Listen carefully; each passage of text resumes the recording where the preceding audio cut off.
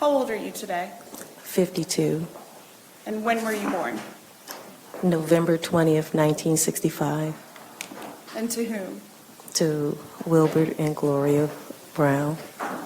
Can you speak up a little bit? Oh, I'm sorry. To to Wilbert and Gloria Brown. Where were you born and raised? New York City, New York. And did you spend time elsewhere while you were growing up? Yes, ma'am, in Ruffin, South Carolina. Describe Ruffin. Well, I spent the summers there with my grandparents, which is my mother's family. And it was a good childhood, outdoors. Being from New York, it was different. Definitely. How so? Well, because I was used to the city, and it was real country. I felt like the bugs were bigger, it was hotter there, and it was the city. It was the country. And how would you describe your childhood? It was good. It really was. I had lots of friends, girlfriends coming up, childhood friends that are still friends now, and we had good times. How were your parents? My parents were good. They were good. They were good people. They tried hard with me. I had stubbornness in me at times, but for the most part, they were really good people, and they worked hard. They showed me, what it meant to work and to build things and to take care of your family. Did they always provide you with food and shelter? Yes, always. How would you describe your personality? I love to laugh. I love to smile. I'm a caring person. I'm kind to those who are kind to me, and I try to treat people according to the way they treat me, I guess. And even if they don't treat me right, I try to ignore that. For whatever reason, somebody might be having a bad day. I still try to greet them the way I should. And growing up, did you attend school? Yes, I did. Did you ultimately get your GED? Yes, I did. How old were you at that time? I was 17. I was ready to get out of, and I graduated before my class. Well, I wanted to graduate.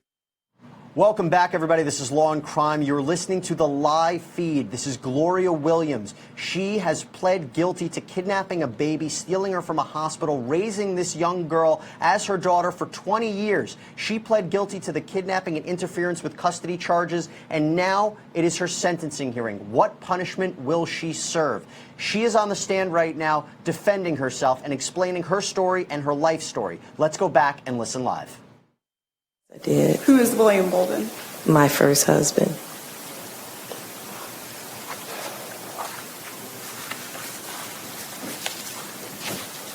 How old were you when you married Mr. Bolden? 22. And did you have children from that union? Yes. Who are they? My firstborn was Andre Bolden, and my second and my youngest is Antoine Bolden. Did you ultimately graduate from Norfolk? No, I did not. Why is that? Well, I got pregnant with Andre, and I decided, I would go ahead and take a leave of absence and raise him, and at that time I just didn't go back. What did Mr. Bolden, William Bolden, do for a living? He was an officer in the military. Did that require moving a lot? Yes, it did. We moved, we lived in Maryland, we lived in Virginia, we lived in Anniston, Anniston, Alabama. We were overseas in Korea as well. And were you often with the boys by yourself? Yes, ma'am. And ultimately, did you and Mr. Bolden divorce? Yes, we did. What was the custody arrangement? At the time, I had physical custody, and we had visitation set up for him and the boys. Yeah, so I would have the boys during the school season. He would get the boys during the summer, and we would alternate on the holiday. Where did you go? Where did you return after the divorce? To South Carolina. How did you get by as a single parent of 2 children? Well, with the support from my parents, they helped me out a lot with the boys, so I worked 2 jobs. And you were still able to manage to spend time with the kids Yes, on my days off.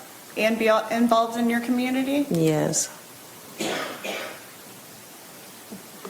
Now as an adult, describe your relationship with your parents.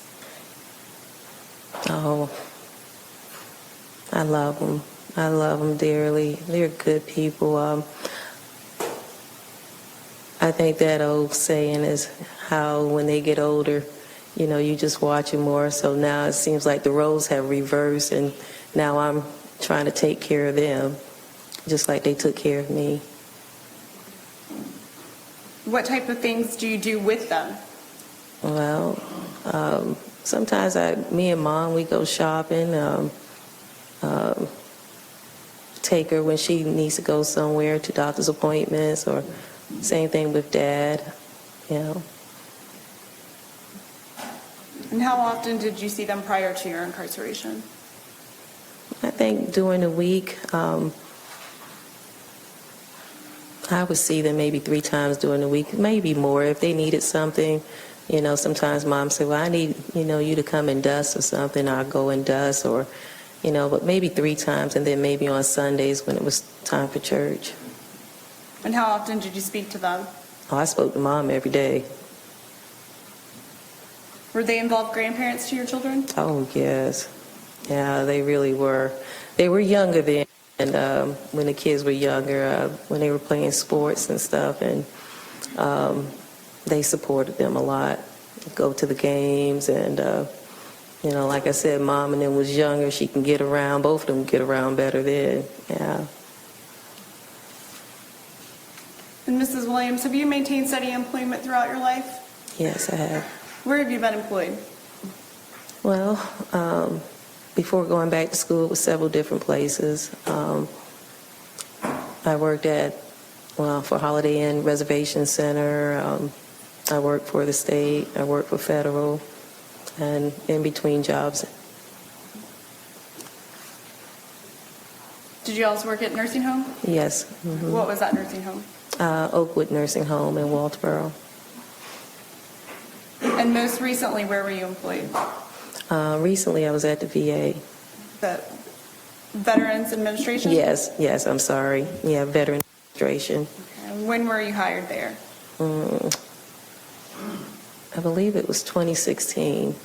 Yeah. I think it was the end of early 2015. 2016. And was part of that application process through the Department of Defense? Yes. And does that require a background check? Yes, extensive background check. And why did you change jobs in 2016? Well, I worked at the Veteran Victory House nursing home in Walterboro, where it was a good place. It was a very good place. I love those veterans.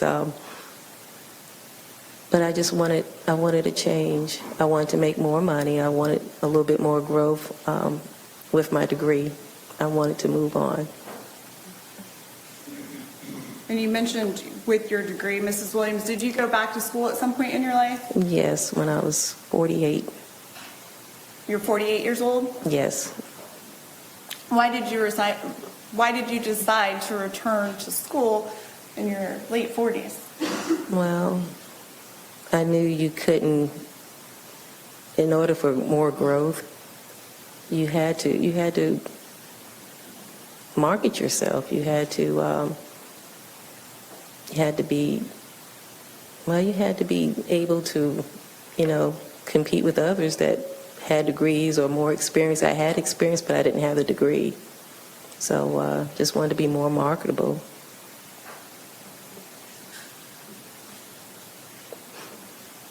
And what degrees have you obtained?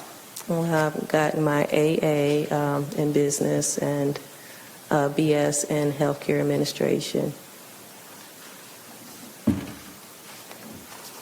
And where did you go to school? Limestone College. And Your Honor, may I approach the witness? You may.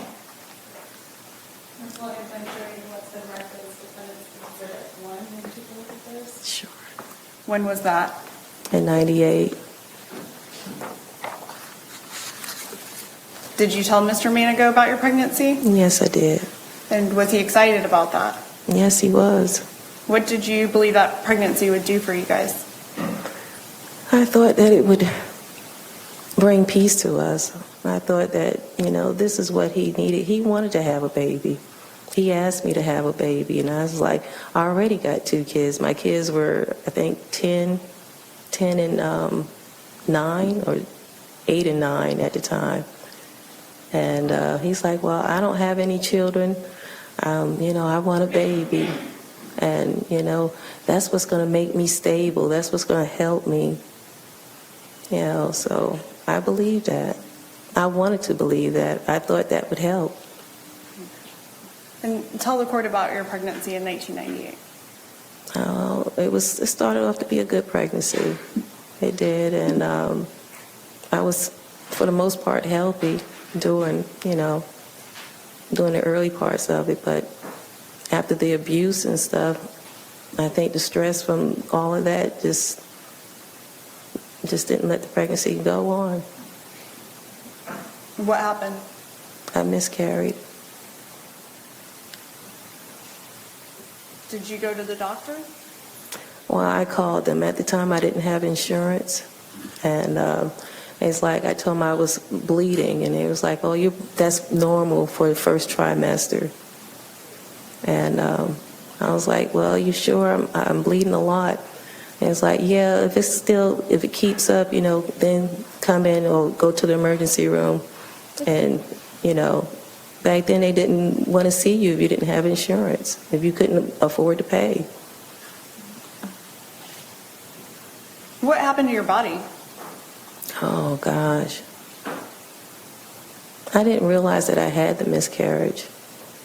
As I thought, just as the doctor said, that I was spotting, that, this was part of, the process since I hadn't had a baby or been pregnant, in a long time, that my body was trying to get accustomed to it. And my body continued to grow. My breast continued to grow. And I assumed that everything was fine. So you felt like you were still pregnant? Yes, I did. But did you, in fact, miscarry? Yes, I did.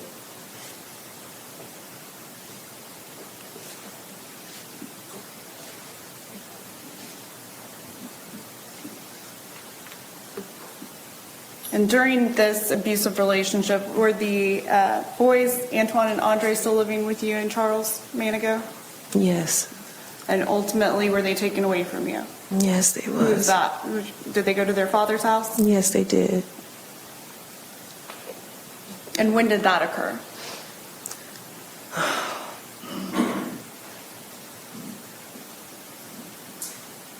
I guess it was sometime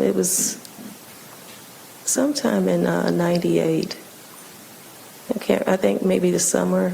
No, it might have been before then.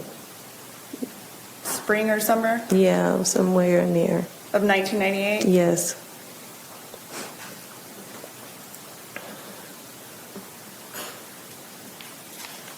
And was Mr. Manigo at home during that spring or summer of 1998? No, he got arrested. He was in jail. So he was in jail during that spring or summer of 1998 as well? Yes. Were you still working during all of that? Yes, I was. Where were you employed? At the reservation center in Charleston for Holiday Inn, and also at the nursing home.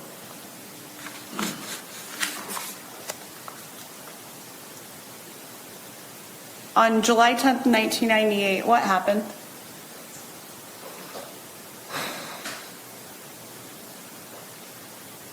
I left work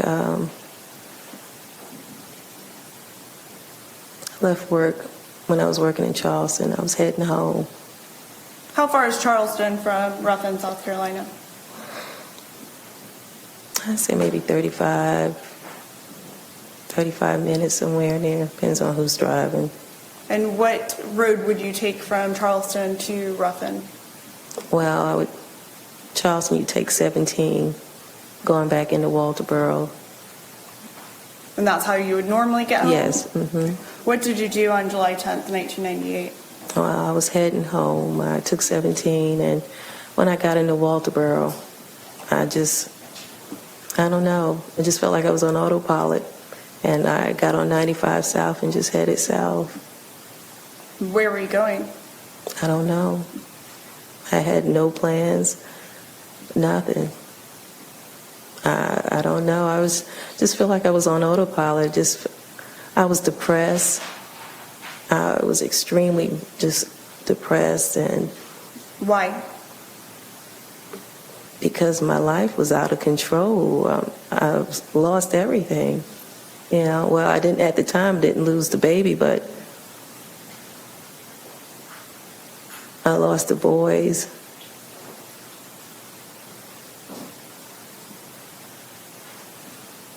And my life was just out of control.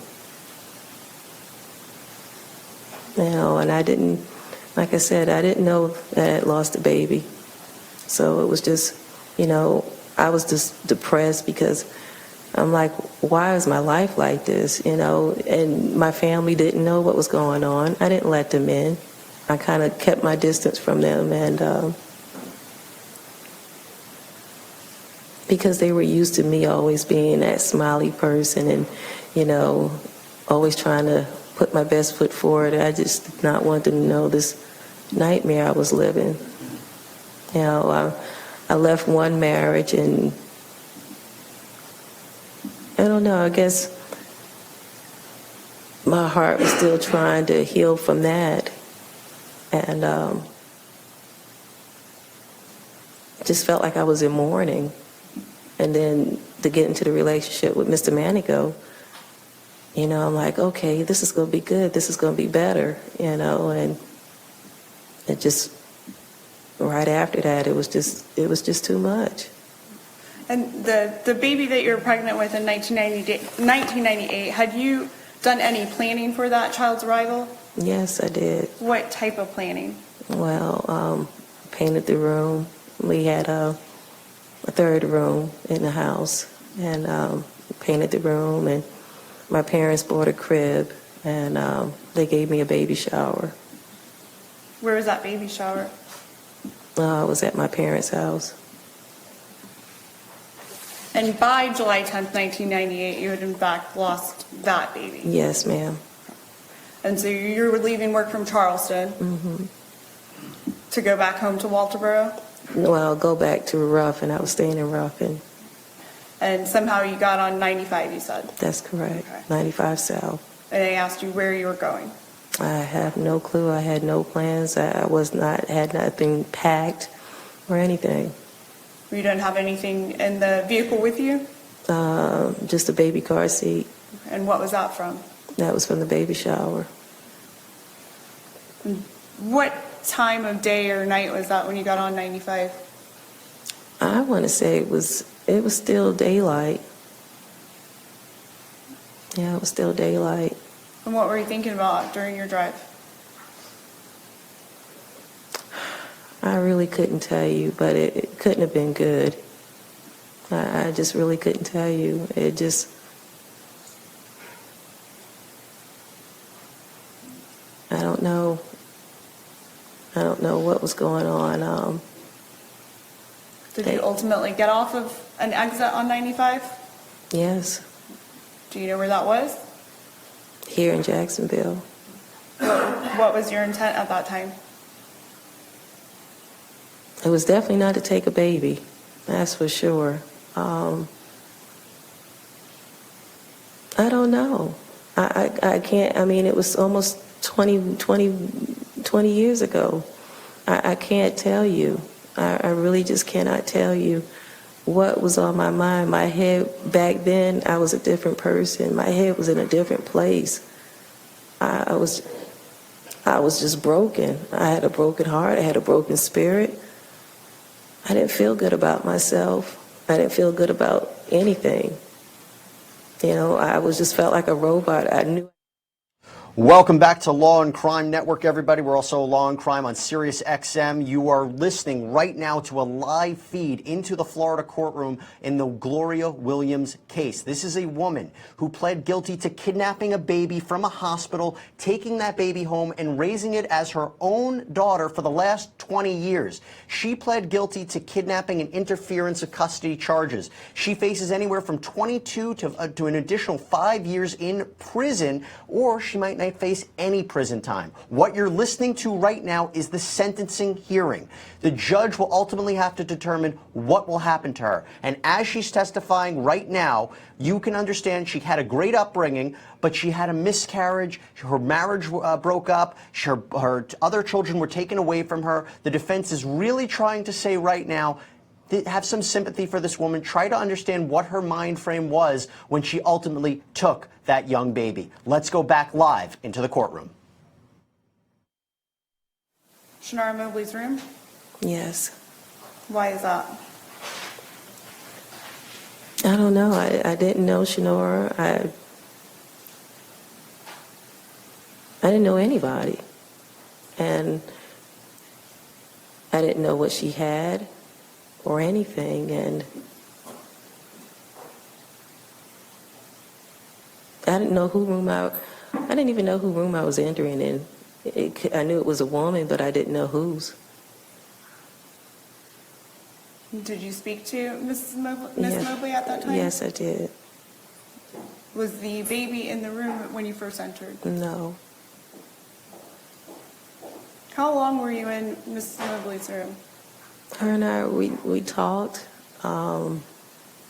She wanted to get cleaned up, and I guess the nurse was taking too long, so I went down the hall and got her a gown, a fresh gown, and I came back and kind of helped her. And we talked. She talked about the family, about her family, and that's it. Was anyone else in the room with her at that time? No. Did they ultimately bring a baby girl in? Yes, they did. What was going through your mind during that time?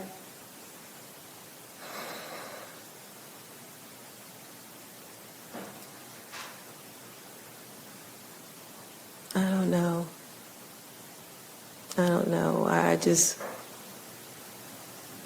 I was thinking about, maybe this baby can help Charles. That's what I was thinking. And after me and Miss Mobley was talking, it was like she was so young and she wasn't real sure about what she was going to do. And just my mindset at that time wasn't logical. It definitely wasn't logical, but from what I was thinking at that time, it seemed right. It seemed right. And did you ultimately take that baby girl out of the hospital? Yes, I did. Where did you take her? To South Carolina. Did you change her name? Yes, I did. What did you change it to? Alexis Kelly. Did you ever change her birth date? No.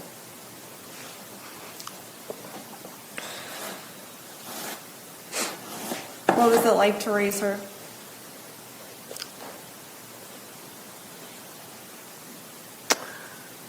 Alexis was a doll baby.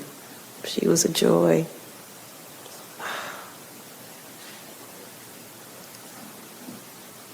What did it mean to you to bring a baby girl home?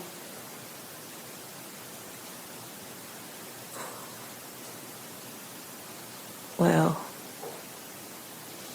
I don't know, my mind was gone. It really was.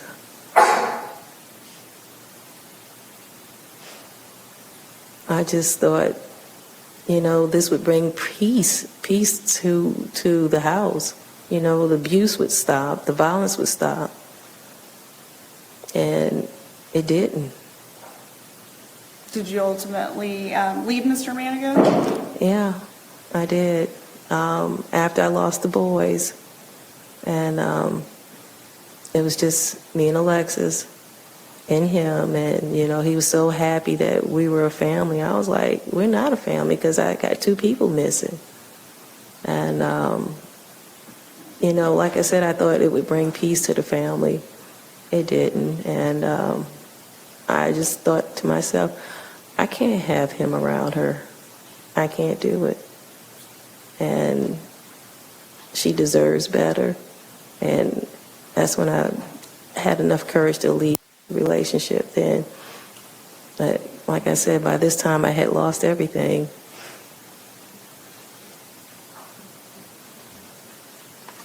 And when you brought Kamaya Mobley back to South Carolina, did you raise her as your own? Yes, I did.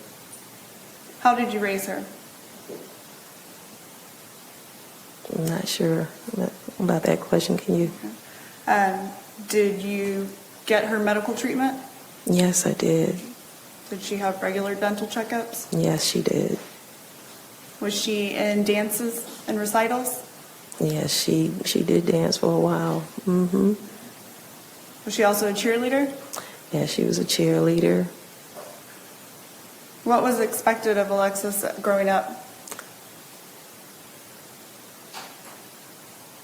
To be a respectful person and respect your elders, to treat people in a kind manner. She had rules to live by. She wasn't, she was the princess, but she still had rules. Was she required to go to school?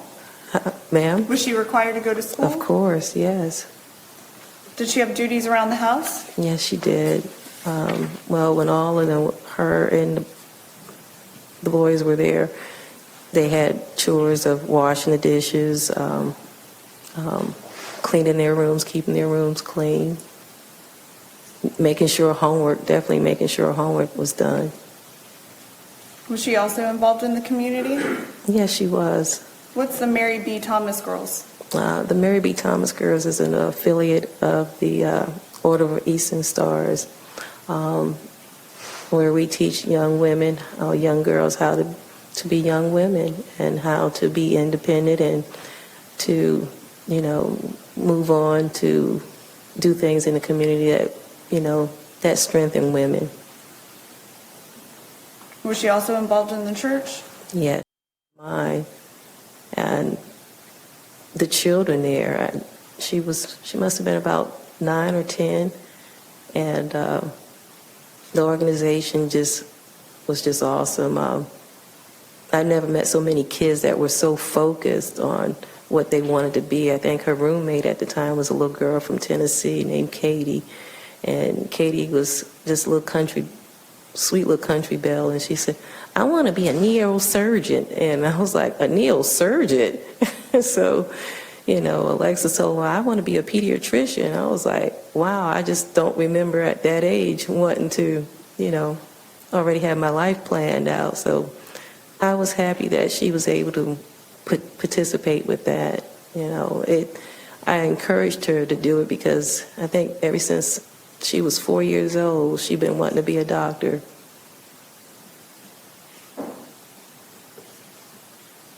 And was she enrolled in preschool? Yes, she was. At what age? 3.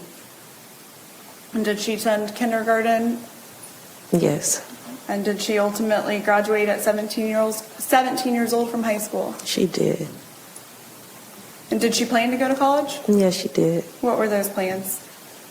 She wanted to be a paralegal, and she went to a couple of school tours, college tours. Her and I went to the University of South Carolina in Columbia, and just to kind of give her an idea of how or what it meant to be like on campus and stuff. So she got to experience that. So you did do a college campus tour? Yes.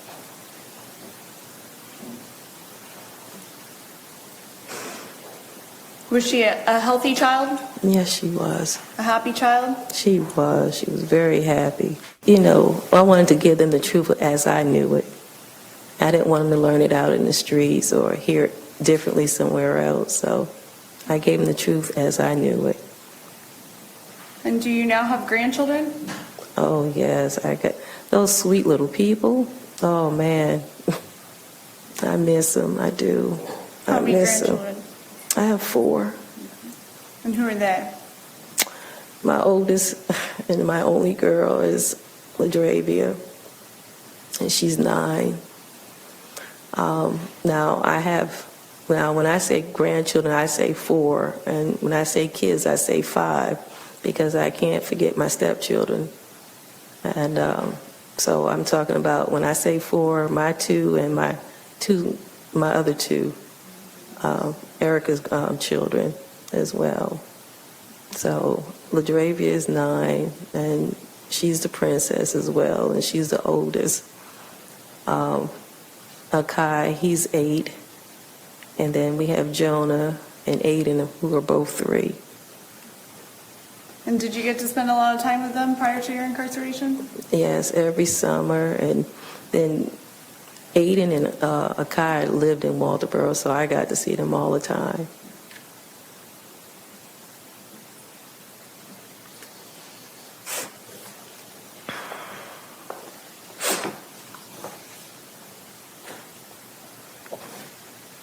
And Your Honor, may I approach the witness? You certainly may.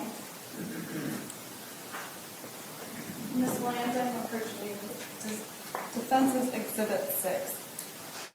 Welcome back, everybody. You're watching and listening to actual live court cases unfold here in real time on the Law and Crime Network, as well as Law and Crime on Sirius XM. This is the Gloria Williams case. Miss Williams, this is her sentencing hearing. She already pled guilty to kidnapping a baby from a hospital, taking her home, and raising her as her own daughter for the last 20 years. After pleading guilty to this kidnapping charge, as well as an interference with custody charge, the question becomes now for the judge, what should he sentence her to? She could face no jail time or even 22 years in prison for the kidnapping charge, plus another 5 years for the interference charge. There's a lot at stake for this woman, and as she is on the stand right now, the defendant is on the stand explaining why she did what she did. And we learned that she had a miscarriage, she was in an abusive relationship, and her other kids were taken away from her, and it seems what she's trying to say, she just snapped. Let's go back live into the courtroom. On this side, and Alexis diploma. And the next photo?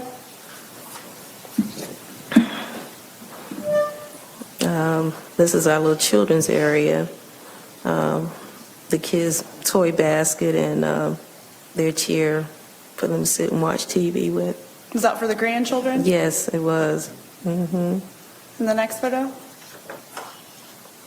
Alexis' room. And what about the next photo?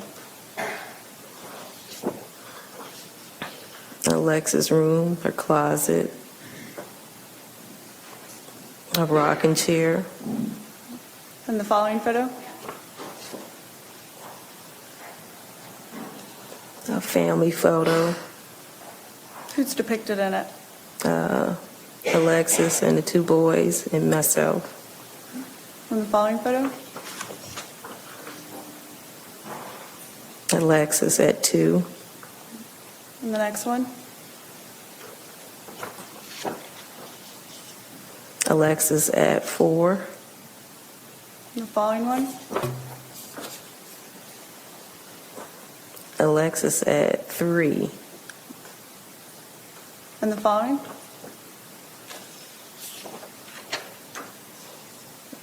This is when she was child of the day, and she was 2. Where was your child today? At the daycare. The following photo? This is her yearbook From where? from Bells Elementary, from elementary school. And the following? This is her certificate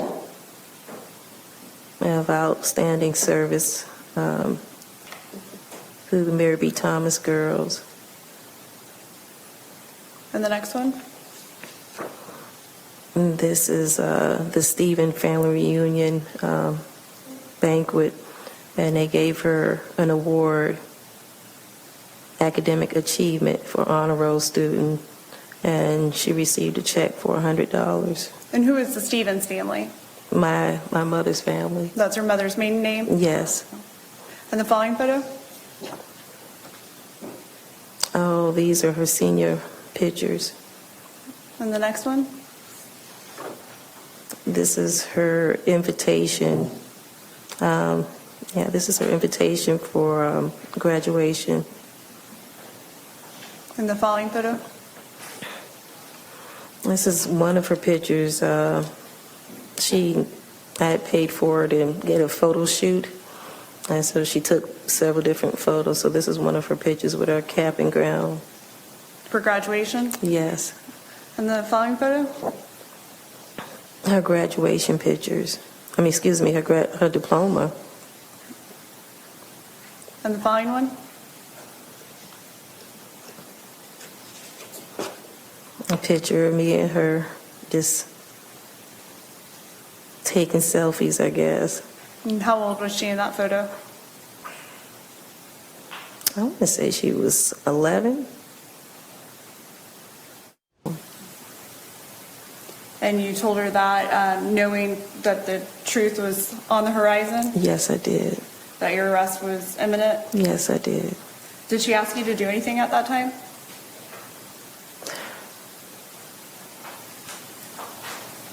She wanted me to run. I told her I couldn't do that. I couldn't leave her. I couldn't do it. I couldn't have a life like that. I was already in this for too long, and the truth was going to come out.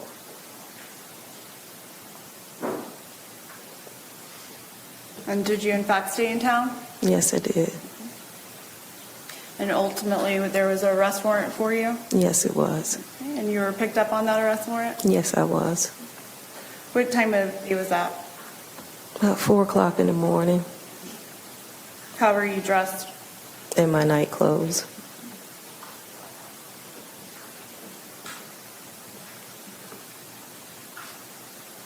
Where were you taken upon your arrest? To the Colleton County Jail. And was part of that, after your arrest, was part of that audio and video recorded? Yes, it was. And at some point, did the detectives allow Alexis to come in and say goodbye to you? They did. And was that portion audio and video recorded? Yes, it was. And have you been able to watch that video? Yes. And is it an accurate depiction of your relationship with Alexis? Yes, it was.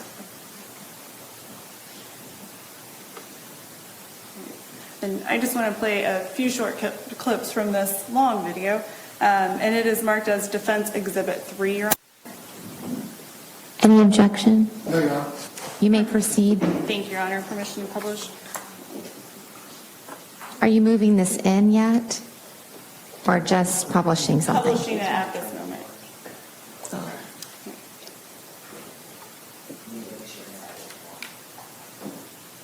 This one. You can have it.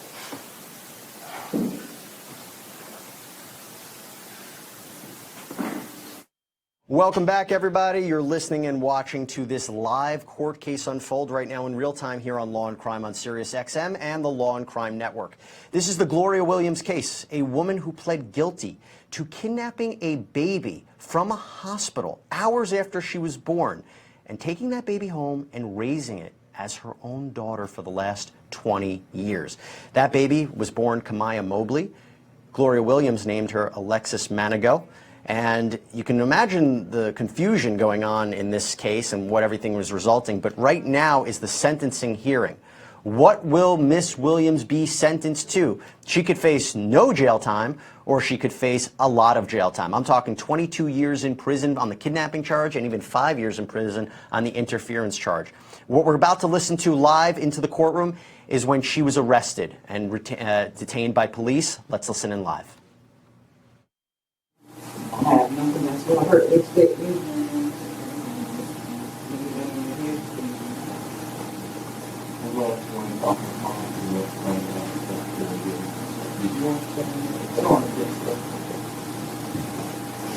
Miss Pinkney's going to set it and get you. Let me grab my bag there. It's okay. It's okay. It's okay. Boy, this is.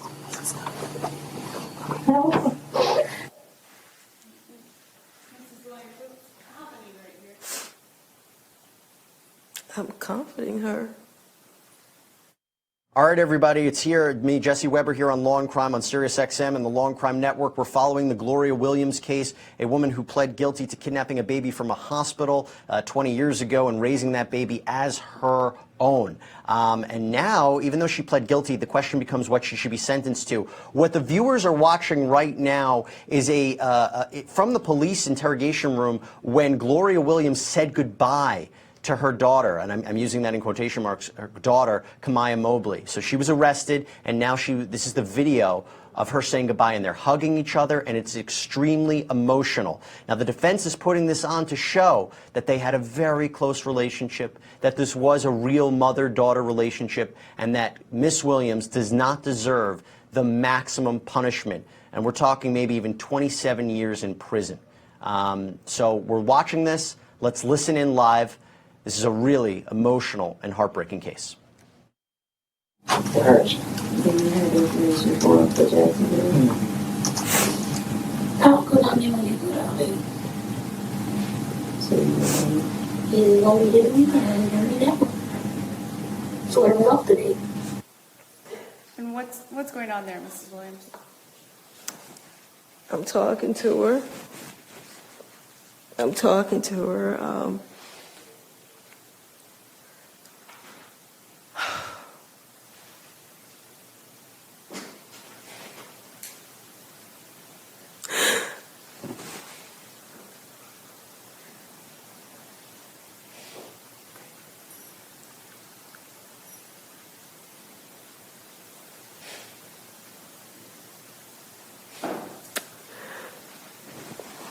I'm saying goodbye to her.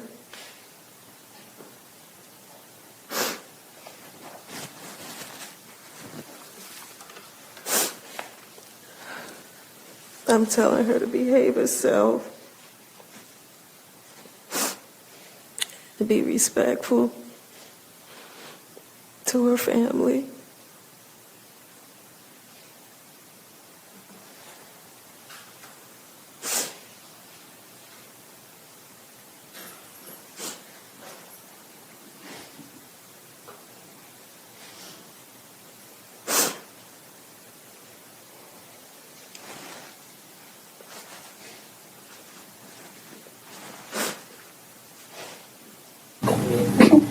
It's not. well, we're glad you came. I'm glad you came. And it's not about, I can tell you right now, it ain't about me. It's about you. That's it. It's all about you. Now, I'm not even worried about what goes on for you. I'm worried about you here, and how you take it, how you feel. And counseling will be available. You might feel like you don't need it now, but a year from now you might need it, and it's free. I think I should have took that counseling with Cliff, with that Cliff thing. Because for the longest, I just can't. What are you guys talking about there? If I remember correctly, about her getting counseling. And you said it's all about you. Yeah, it was all about her.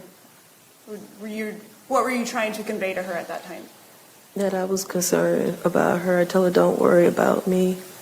I was more concerned about her. I just wanted her to be okay.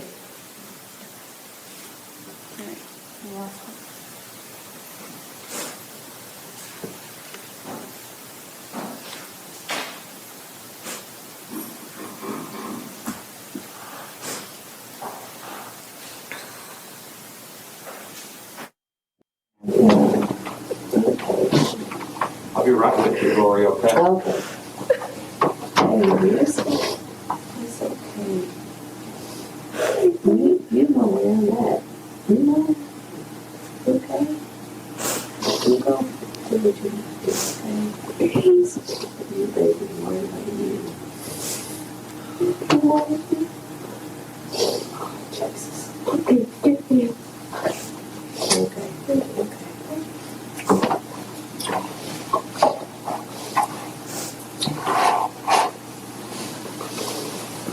You take one for him?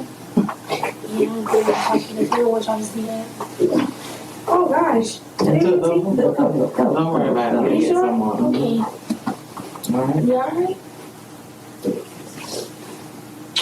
Where you want me?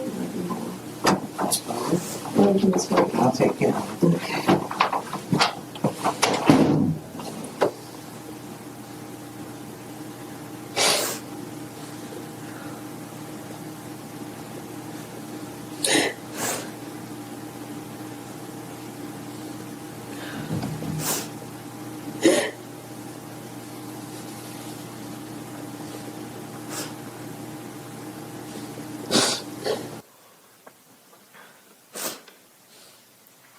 Mrs. Williams, what were you trying to do for Alexis at that time? I was trying to comfort her. I was trying to reassure her that it was going to be okay. And what happened as soon as she left that room? I just broke down. Mrs. Williams, did you ever tell Kamaya Alexis not to reach out to her parents after telling her who she really was? No, I didn't. And in fact, when you knew they were coming up to meet her for the first time, did you tell her to give them a chance? Yes, I did. Since your arrest, have you and Alexis remained in touch? Yes, we have. Has she ever asked you to stop speaking to her? No, she hasn't. In fact, when you don't call her for a few days, what happens? She would call my husband or call my mom and ask, have you talked to Mom? If so, tell her to call me.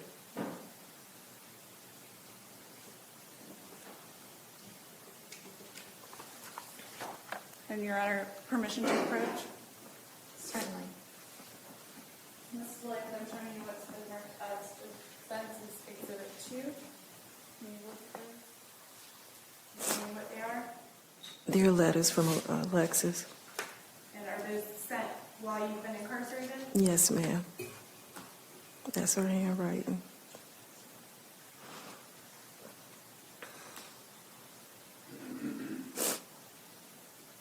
And you're under permission. I would ask to offer these as evidence as defendants too, and I do have copies for the court as well. Any objection? No, Defense Composite 2 is received into evidence, and I've received courtesy copies. Thank you. And Mrs. Williams, do those letters, I know there's only two of several, but do those letters represent the type of conversations that you and Alexis have had over the 16 months? Yes, it does.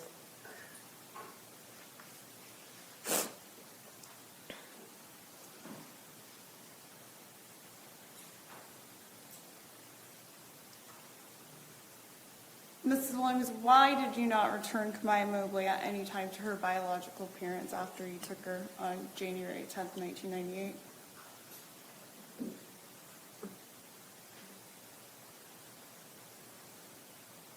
I think fear. I think just crippling fear. And then I fell in love with her. I fell in love with her. I fought with myself for so many years, thinking I could just bring her back, bring her back, bring her back. And I don't know, it'd be something she do or something she say.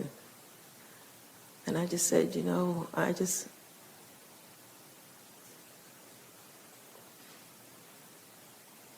have to nurture her, and I don't know. I fought with myself for years with that question, to try to bring her back, especially when she was, I guess when it first happened, because I guess I didn't know what state of mind I was in. For the baby shower, she had received 2 baby bags and always kept one of them packed fully with formula and Pampers, and because I just knew they were coming to pick her up that week. Because I knew I wasn't this is something I never did. This was out of character, and I was going to get caught. I knew it. And I thought I was going to get caught that week. And for, I guess, maybe good 6 months, that bag stayed in the hallway closet because I knew somebody was going to knock on the door and say, hey, we heard you got this baby. Give her back. So I wanted to make sure that she was going to be okay on her way back to Florida. I don't know what more to say. But I wanted to reach out to you before this, because I know you was hurting and I know you wanted answers. I just kind of pray that you'd come down to the jailhouse to see me or whatever, to ask, because I would have told you, even though my attorneys told me not to. I think if you had come that far, I would have had to tell you. But I'm so sorry. And I tell you, I hurt you. I hurt Mr. Aiken and your families. And for that, I'm deeply sorry. I'm so sorry. Mrs. Williams, do you acknowledge that Kamai Mobley, Alexis, has been hurt through the situation as well? Oh, yes. Oh, yes.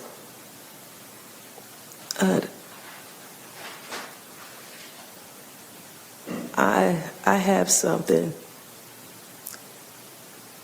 that I would like to share with y'all, maybe at another later time, with Miss Mobley and Mr. Aiken.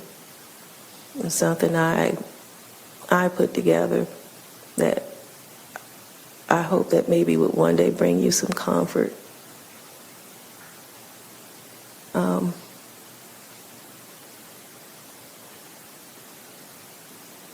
And if you want it, I will give it to you.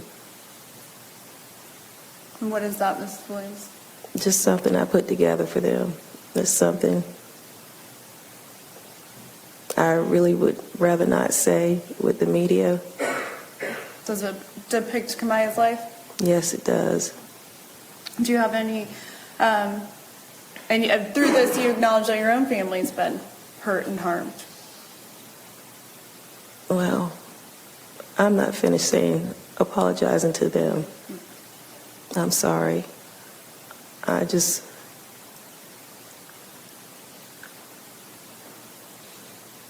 don't know.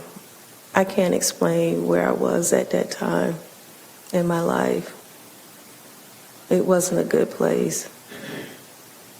And that's not your problem.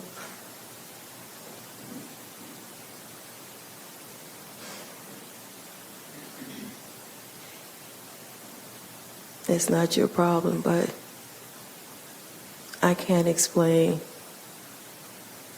how I felt or why I did what I did. I just know that looking at you, hearing about you, I hurt you in a major way, both of you. Your life hasn't been the same. And for that, I'm sorry. Now,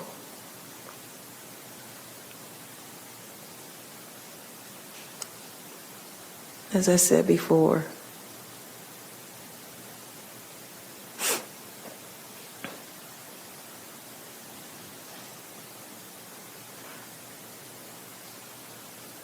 I put together this thing for you, and I would like to share it with you if you will accept it.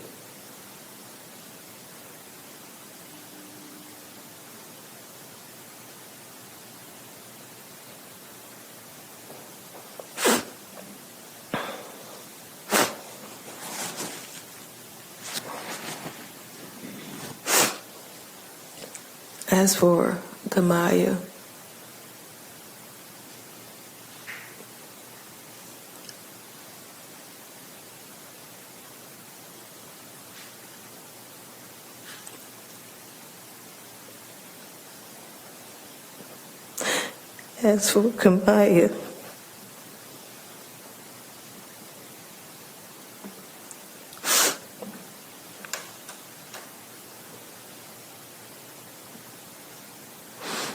I never meant to hurt you. I never meant to hurt you.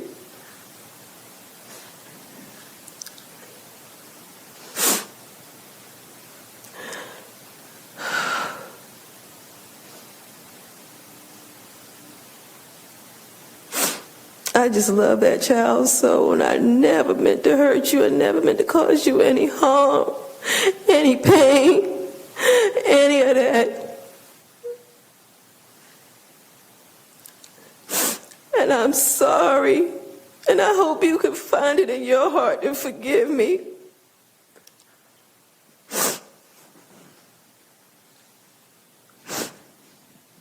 I tried to love you the best way I could, the only way I could.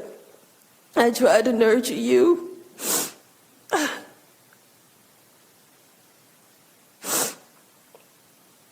But nothing could take away from what I took from you. Nothing could replace that.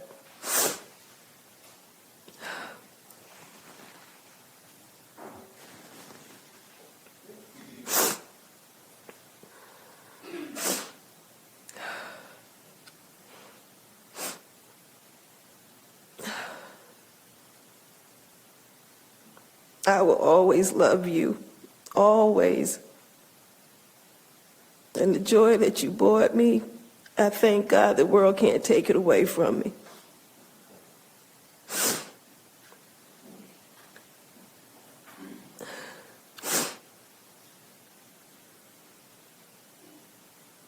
That you're not mine. Your mother and father are sitting right here.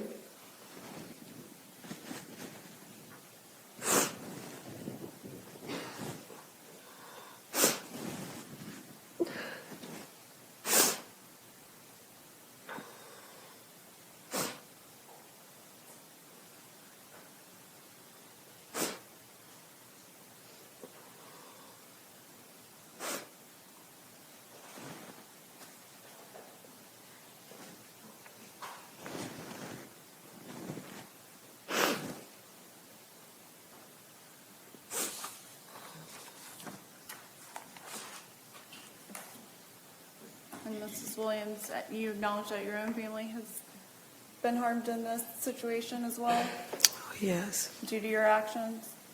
yes, I do. And do you have anything that you wish to say to them?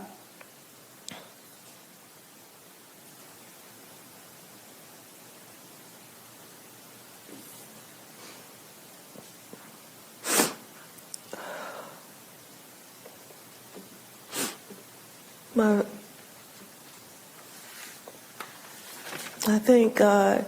I thank God. I thank God that He loved me so much that He allowed me to have a family like y'all.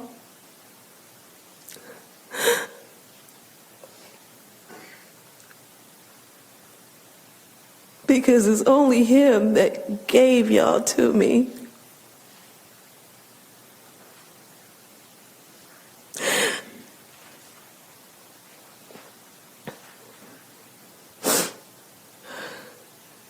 I I'm so sorry I hurt y'all as well. I'm so sorry that I brought this little girl in your life and for her to be taken away from y'all as well, too. I'm sorry for deceiving y'all.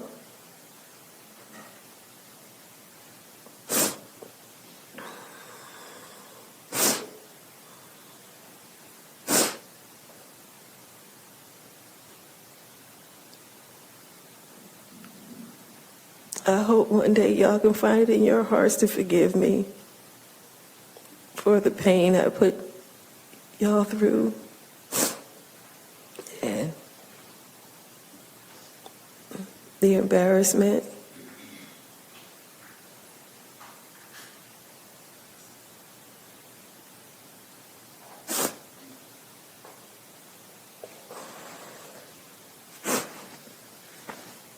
My mom, my dad. I love you guys so much. My husband, my children, my grands.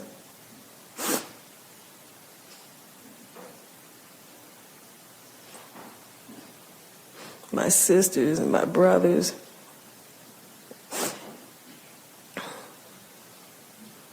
My nieces and nephews. My aunts and uncles and my church family. My friends. I'm so sorry.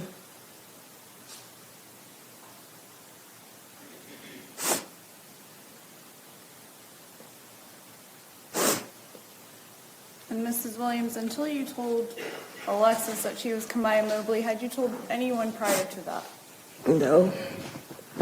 Well, no. That's why it was such a shock to everybody. Nobody knew. I kept this secret to myself. Nobody knew. Nobody. That was my secret. Nobody knew.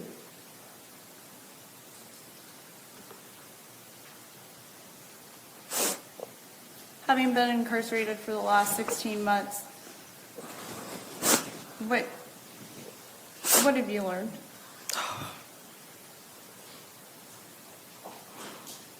Humility. Have you tried to make the best of your incarceration? Yes. How so? I stay in my word. I stay in my word. I read the Bible every day. I pray for the Mobley family, the Aiken family, my family. I pray for the people at the Jacksonville Detention Center, the girls in our dorm. Have you started a Bible study? Yeah, we started a Bible study. And, we're just trying to make it a little easier in there. Have you received any disciplinary reports while there? No. Now, at some point, the judge has the opportunity to impose a sentence of anywhere from time served up to 22 years. If you're able to re-enter society, what are your plans for the future? My life has changed. My life has changed. I know what Miss Mobley is talking about. I know what Mr. Aiken is talking about. I know their pain. I know a little bit of their pain. The friends you had or the people you know, are not those people.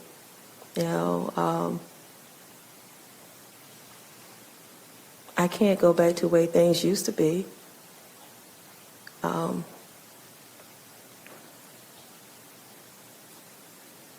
Do you intend to return to South Carolina? Yes. To Colleton County? Yes. Are you hoping that your residence still exists? If my husband will have me.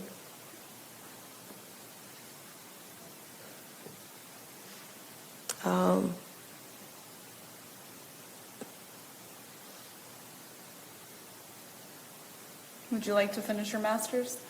I would. But those things that meant something to me before, they really don't mean that much to me now.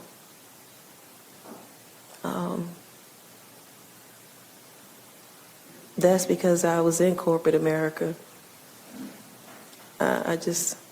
Those are not important to me. I'm not thinking about those things really too much. What are you thinking about? I'm thinking about helping others.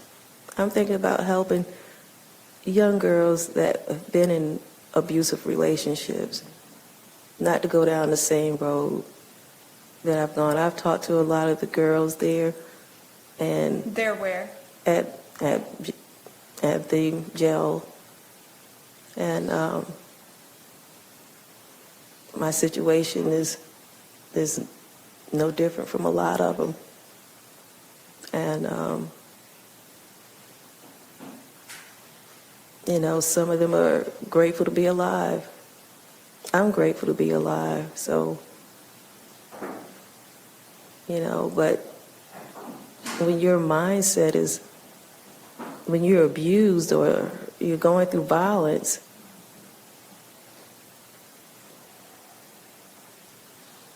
you don't think about, your reasoning is not right when you're going through abuse, And I realize abuse is in all different areas of life. Doesn't matter whether you're rich or poor, black or white, it doesn't matter. And for you to try to hide it and not tell anybody instead of getting help when you need it, I didn't do that. I kept figuring I could deal with this myself. And so, no, those things about management and leadership, no. I think I would change to a different degree, maybe counseling or something. But, being a convicted felon, I'm going to be limited. I know I can't work for the state. I know I can't work for federal. So, maybe a church ministry, I don't know. But I want to help others. And upon release, how can you ensure the court that you will remain a productive member of society? Oh, I'm not that same person I was 20 years ago. I'm not,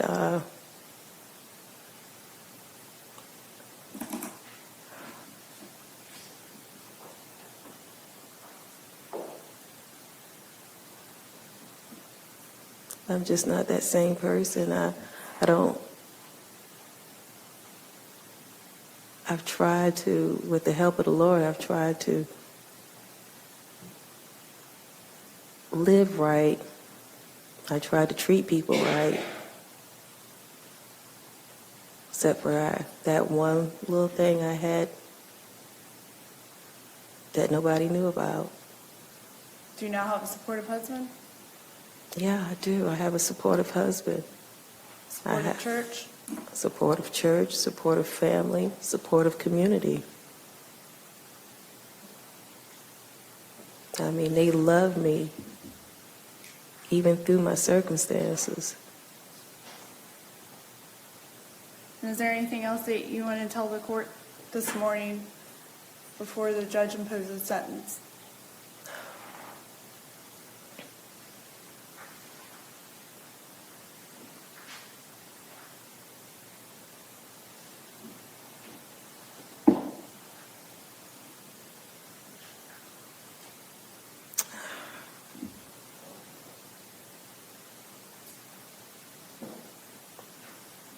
Other than I'm sorry. I'm sorry about all of this.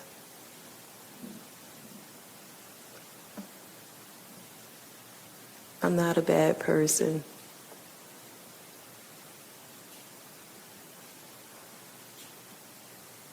I did a wrong thing. I did.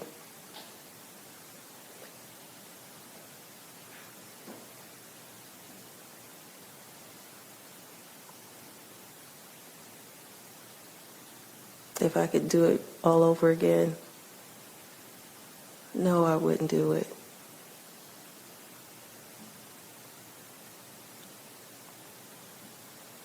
And I thank God for His grace and His mercies, because He's helped me through this.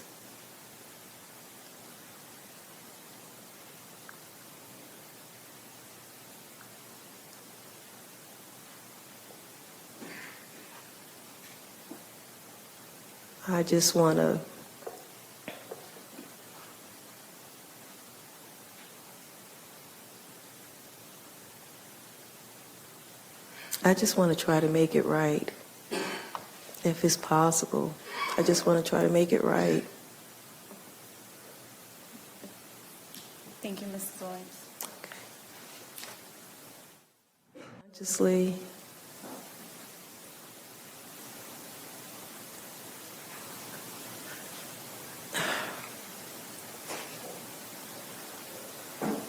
No one forced you, correct?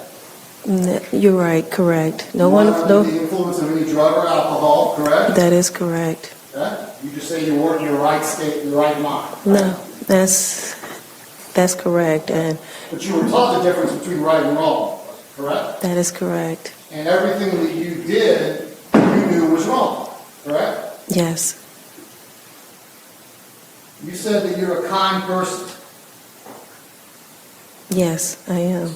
Would you agree that for 18 years, you were not kind to everyone involved in this case? You're right, I wasn't.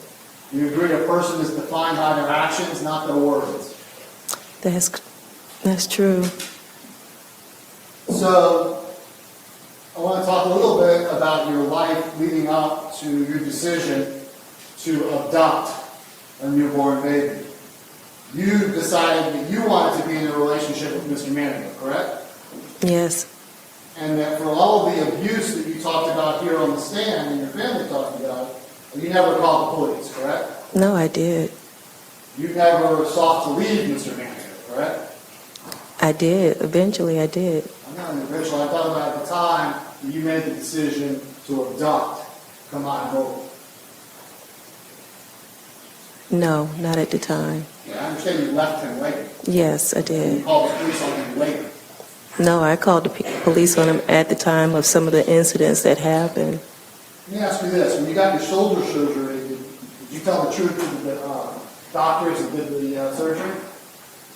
Yes, I did. You told them that your boyfriend pulled your arm out of your socket? I told him from years of fighting. Yes.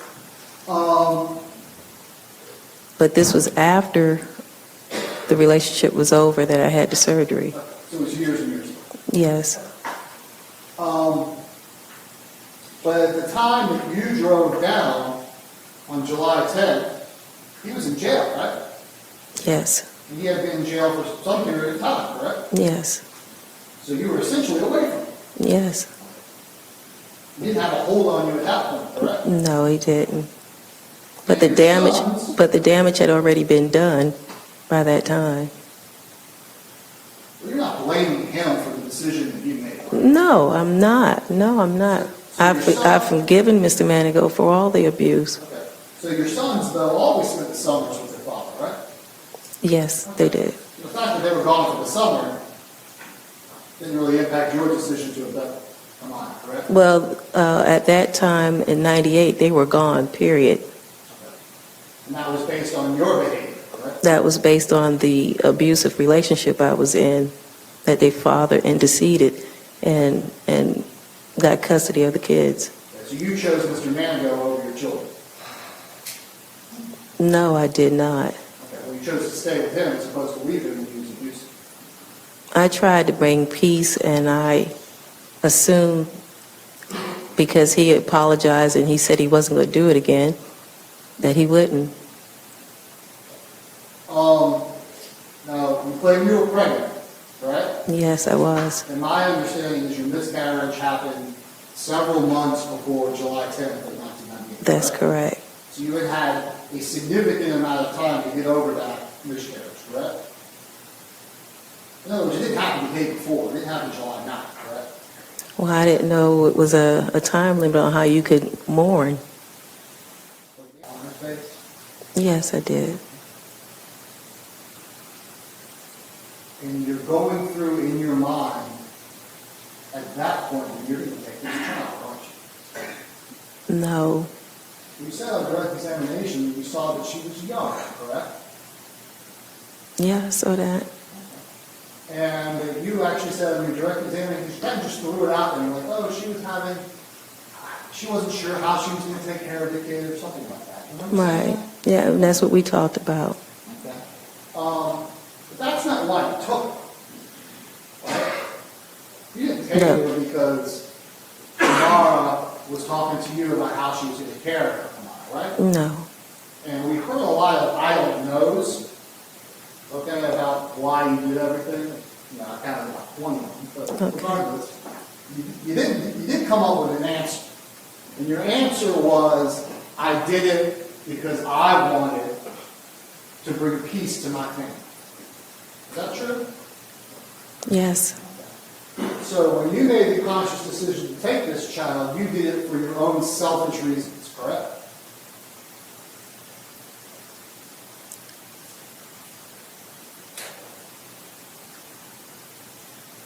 Not thinking logically, yes. I understand it wasn't a logical decision. It was No. a selfish decision, correct? It wasn't a logical decision. It was a selfish one. Your Honor, I think she's answered that. Overruled. What? It wasn't a logical decision. You're not going to say it was a selfish one? Yes, it was. It was.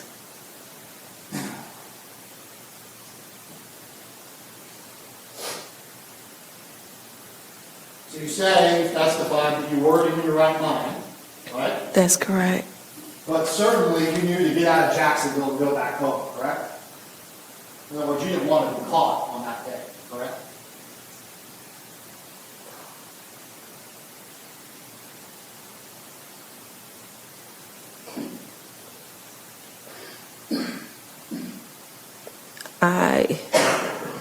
From what I remember, I wasn't running. I was walking, and I believe at any given time somebody could just grab my arm and say, hey, what do you have in the bag? So you put this child in the bag? Mm-hmm. Did? Mm-hmm. Yes? Yes. Guess you really were concerned about Kamaya Mobley's welfare when you stuffed her into a duffel bag, were you? She wasn't in a duffel bag. Hers, what was she in? What kind of bag? You tell us. I don't remember. So you weren't really concerned about her welfare when you did that, were you? I was. You were? Yes. That's a good place to put a baby. You carry your other children in bags? No, I haven't. All right, so anyway, you get back home. Did you put her in the car seat? Yes. You get back home, and certainly by the time you've gotten back to South Carolina, you realize what you've done, right? Yes. And you went to sleep that night, correct? Yes. And it's just you and her, you and Kamaya in the home, correct? That's correct. How long was it before you showed her to any friends or family members? The next day. Or no, it was Scary the same day. Okay? And did any one of your friends and family ever wonder, like, where you were, or where you gave labor, or how come they didn't visit you in the hospital, and anything like that? No, they No one didn't. had any questions? My parents did. What did you tell them? That I was there overnight because I wasn't home. And I guess, they knew that Mr. Manzo was in jail, right? That's correct. So were they upset that you just gave birth to their grandchild and no one was around? No. Everyone thought that was normal? I mean, you could stay in the hospital one day. If you don't have a fever, you can go home. I understand that, but in some respects, you figure a phone call would be made and say, hey, I've given birth. I guess if you're thinking like that, yes. Well, didn't everyone know that you weren't pregnant anymore? No, they didn't.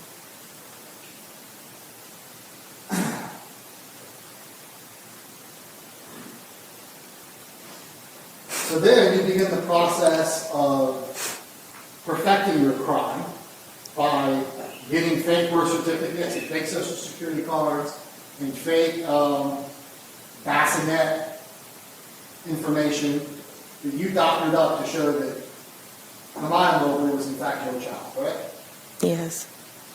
And you would agree that any time during Kamaya Mobley's young childhood, it would have been in her best interest for you to turn her over to the authorities, correct? Yes.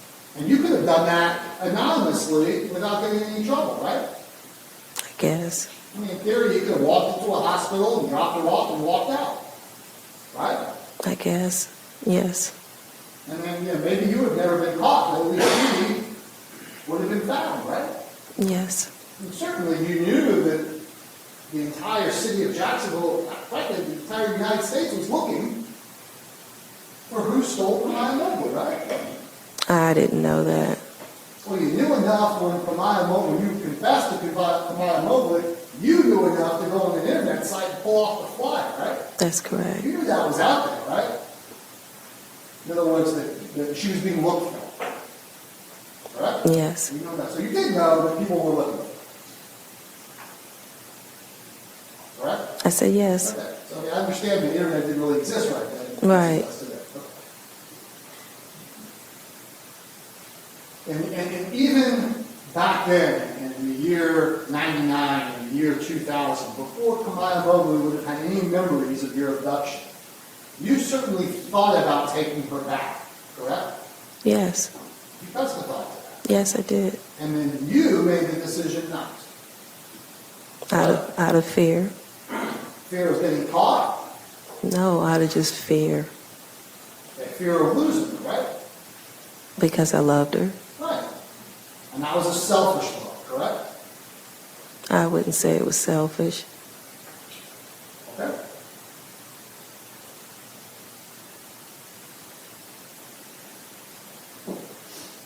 Do you think that any of your degrees and good works in the community give any solace to the Mobley or Aiken family? Of course not.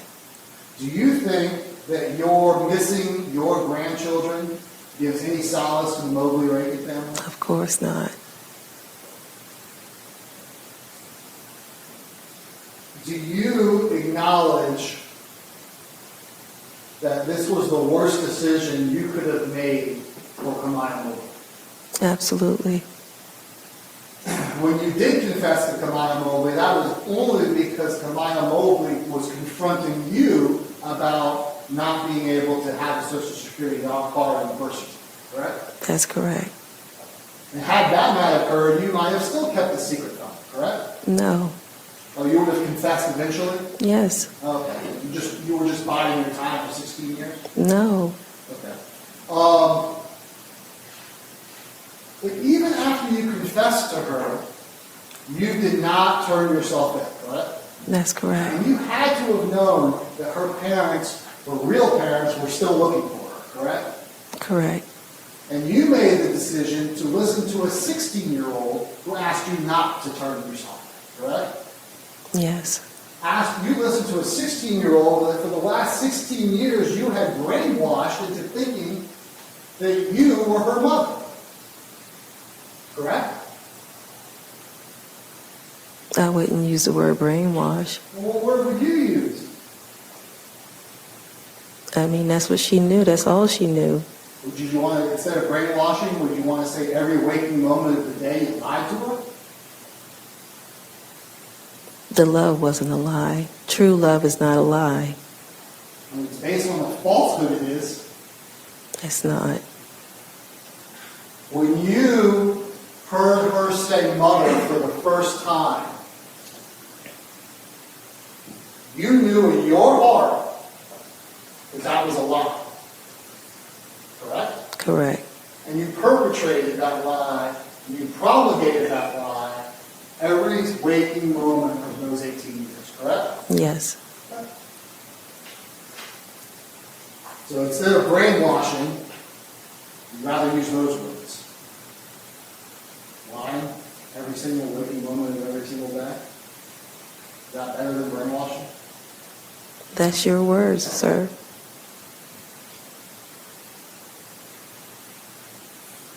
If you were so concerned about Kamaya Mobley's welfare,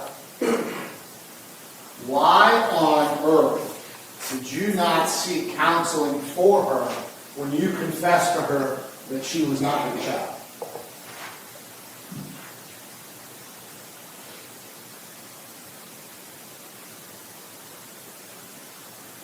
I don't know why I didn't. You don't have a good answer to that, do you?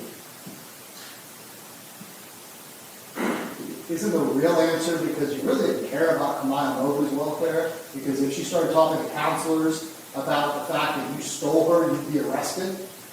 No. It wasn't your welfare that you were concerned about? No, it wasn't. Because I was willing to turn myself in. But you listened to a child instead.